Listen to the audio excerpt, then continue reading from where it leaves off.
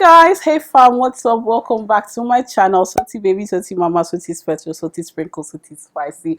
Coming at you guys live and direct. Do you like my new background? Guy, it costs money, so please subscribe to the channel, thumbs up this video, share with your friends, okay? And let's get on to the topic of today. Let's get straight to it.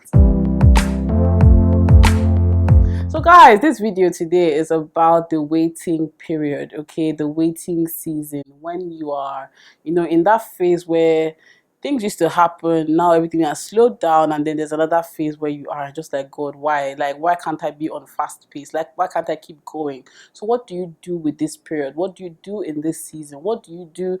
How do you even navigate this season? Okay, this video is probably for somebody specific because this topic just dropped in my head and I knew that I had to film this video today. So are you in a season where you're just like, things are happening for a lot of people and you're stagnant? Okay, things are going on for a lot of people. Your friends are moving up left, right, and center. Everybody's japa. Everybody's leaving Nigeria these days. Japa here, now I'm in South Korea, now I'm in Canada, now I'm in this country. And just like, okay, God, why me? Why am I still here?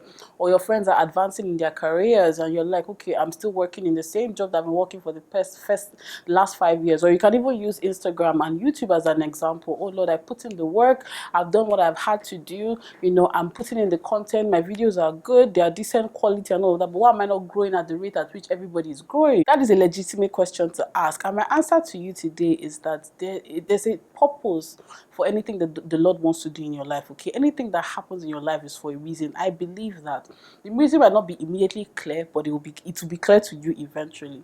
So I think that when there's a season of stagnation, of things slowing down, is the time before your next season. Okay, is the time for the next step. Okay, if you consider athletes that are doing this hurdle, what do they call them?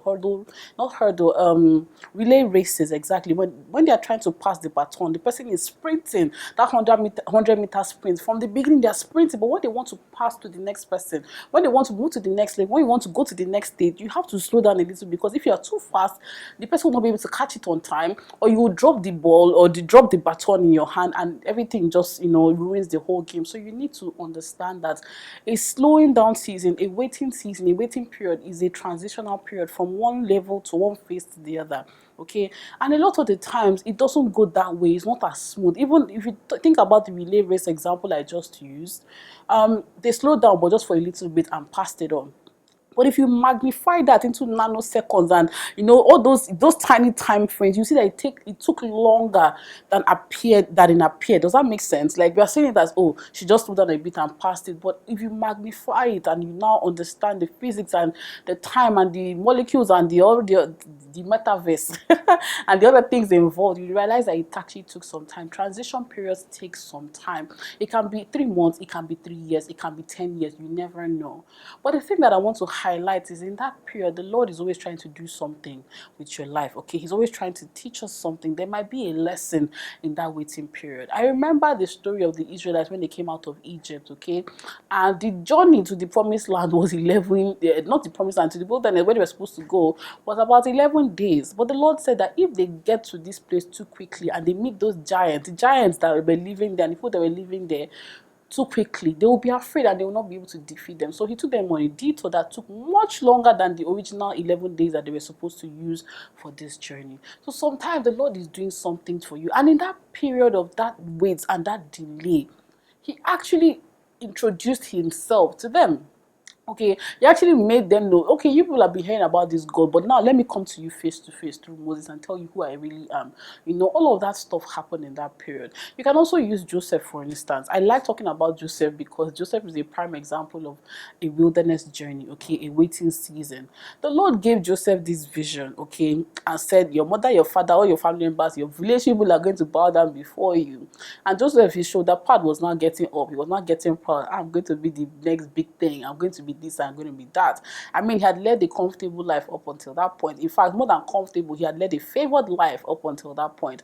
And the Lord said, hold up, I'm going to take you on a journey, because the person I need you to be in this next season, in this next dimension, cannot be the same person, because the responsibility is too heavy. And if you have a proud and pompous person, you will fumble the ball, you will fumble the bag, as we like to say. And so Joseph was sold into slavery by his brothers.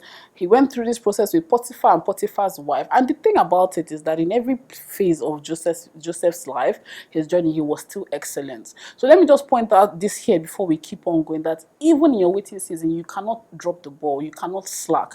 And that's what we like to tend to do, because things are not going our way, because we're not producing like the results we want to see. The content is not contenting, for what I want, for a lack of better word, right? You put out a video that you put so much thought into, you wrote your script, you did all the things you need to do, you edited it properly, and you're not just getting the views. So you're tempted to say, okay, this thing don't even work, let me just slack, let me just leave it. No, that's not the time. That is not the time to slack. That's even the time to work 10 times harder. Because Joseph, in every point of his journey, he was excellent, okay? As a prisoner in the prison, he was excellent interpreting dreams. He was doing what, and he was promoted to the head of all the prisoners. In Potiphar's household, he was actually promoted, and he was second to the head of the house. Everywhere he went, he continued to imbibe that spirit of excellence. So my word to you today is that when things are slowing down, don't slow down with the things. Keep putting the work. Keep putting in the work. Keep being excellent. Do what I'm talking to myself. I'm talking to you guys, because I've also been in a waiting period, a transitionary period, where I feel like things have just not been taking off for me the way I expected. You know, when you say, oh, 2023 goals, 2022 goals rather, I wrote my bucket list, I wrote my New Year's resolution. I was expecting to bam, bam, bam, bam, bam. And I've been tempted. In fact, not just tempted, I've actually done it. I slapped because things are not working the way I want. I was like, okay, you know what, let me just focus on the ones that are working. No, no, no. The Lord has given us capacity to carry on everything and do them excellently well. So let's continue with Joseph. So by the time Joseph went through this refiner's fire, this wilderness process, this journey of breaking the pride of, you know what it means to be a favored child, you know, coming from a wonderful background and then going to be in prison and suffering and all of that and being forgotten. You know, you interpreted dream for somebody. Say, when you go to the king's palace, remember me, and so many things. He went through a humbling period. He went through a period of acceptance, and also he learned the culture. If you think about it, right, Joseph had to become the prime minister of Egypt. That was his destiny, okay, at that time. So imagine if he had just gone from Israelite to prime minister of Egypt. It would not make sense, because he didn't even know how to relate with the people. He didn't understand the culture. He didn't understand the processes. That period of waiting took him time, and he was able to now, you know, get to that point that, wow, by the time he now came out of the fire of the wilderness, of that waiting period, he was ready to carry the responsibility and the destiny that he actually had, that the Lord had given him. So don't be afraid, okay? Don't be curious, don't be worried, don't feel like, what's happening? God, when? Okay, God, when? God, when?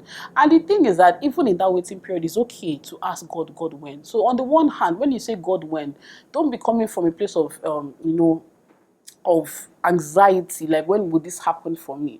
You can also go to the Lord in prayer and say, Lord, please, I want this to happen. I want this to happen. When will it happen? How will it happen? You can ask for specific instructions, and the Lord, being merciful, will even lead you and show you the way. Even though he loves to operate in the spirit of obedience, go first, then I will show you. So sometimes you need to go first, and the God when will be answered, you know. Let's not backtrack, but that's the point I want to make. So understand this, that waiting is a period of sanctification, a period of consecration, a period of just becoming one with God, on understanding your journey, understanding the purpose of your life, and all of that. Number two thing is that we should not be envious of people who have finally, we've seen them at their destination, okay?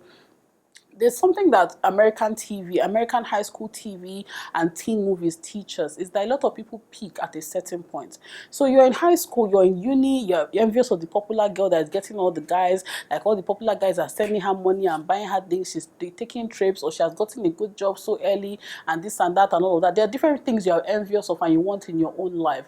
Don't always be jealous of those people, because sometimes that's the peak of their own life story. That's where they reach. Because I've seen incidents where these popular girls in high school, like in these movies, the popular girls in high school, the ones that all the boys like and everything, that's it. They spend the rest of their adult life trying to recreate those feelings, that attention they were getting when they were younger, all the beauty that they had, because this beauty, you know, they last, they fade, you know. They will use Botox, use all sorts of things just to try to recreate that attention, that phase in their life. And they miss out on transitional periods. That's another topic, but that's where they peak. That's where they stop. That's where they reach. So sometimes we are jealous of somebody that is stagnant, actually, but it doesn't look that way. So don't be jealous of people's journey. That's one thing. The second thing is that their journeys are not always visible to you. Because somebody is looking packaged on Instagram, on social media, your lives are, you know, seemingly perfect, does not mean that they're not going through bad things. I talked about the video about the fake life of Nigerian YouTubers and all of that stuff.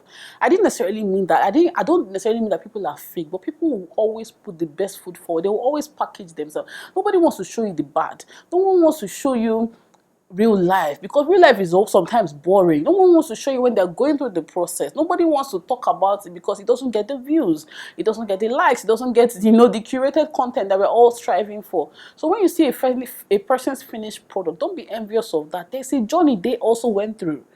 Oh, God went. There's a journey they went through. Some people have dealt with years and years of infidelity in their marriage, and somehow they've made it work. Some people have dealt with years of poverty, years of starvation in their marriage and in their homes.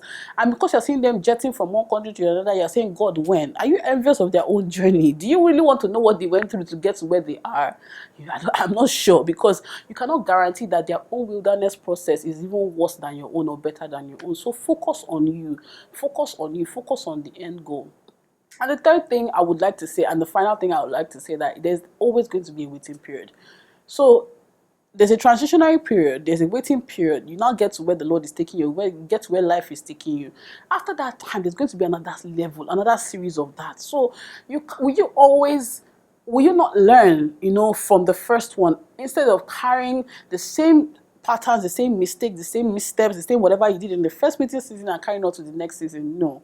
We should learn that life comes in peaks and troughs and ebbs and flows. Even the richest people in the world were one day, they were broke at some point. They needed money, they struggled. Even the people who have everything, who seemingly had everything, had to go through a journey, had to go through a process. So we have to understand that it is repeated. Life is in cycles, it's in cycles. So the thing is that you are better prepared, for that cycle. Okay, you prepare yourself for the next cycle, because even when things are good, you know that something might be lurking at the corner, something might be lurking at that destination. So don't jeopardize your destination. Don't jeopardize your harvest season in your waiting season, because the devil likes to do that to us. He likes to make us think that the harvest season, the waiting season is the it, because sometimes your waiting season might not even be a wilderness season. It might be a season where you're just doing okay, and then you do some things and all of that. Like what do I mean by that? I mean that your wilderness season might not be abject poverty in the wilderness, in prison, so dramatic. It might be something that you don't even realize. Maybe things are not just flowing the way they used to flow. It does not mean that you should jeopardize it by doing some shady practices, by grumbling and mumbling and all of that stuff. Utilize that time and do what you're supposed to do.